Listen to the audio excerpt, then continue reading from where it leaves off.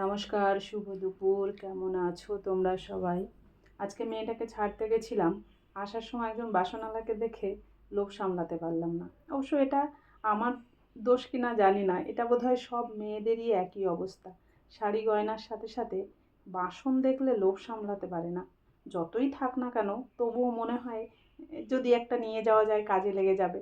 আর আমি তো এখানে আছি, ঘরে তো বাসন যত আছে সবই আজ ঘরে রয়েছে। এখানে তো খুব কম, তাই লোভ সামলানোটা আরও কষ্টকর। মনে হলো কিছু নিয়ে যাই, আর সেটা যদি কম দামে ভালো বাসন হয় তাহলে তো কোনো প্রশ্নই আসে না। কিছু প্রয়োজনীয় জিনিস দরকার থাকে এগুলো, তাই বেশ কিছু বাসন নিয়ে চলে এলাম। খুব কম দাম জিনিসগুলো। বেশ কিছু গামলা আছে, থালা আছে, সবই ছোট ছোট, কারণ আমি খুব একটা বড় বাসন ব্যবহার করি না এখানে, তার জন্য। আর যে কটা আছে তার থেকে একটু বড় নিয়েছি।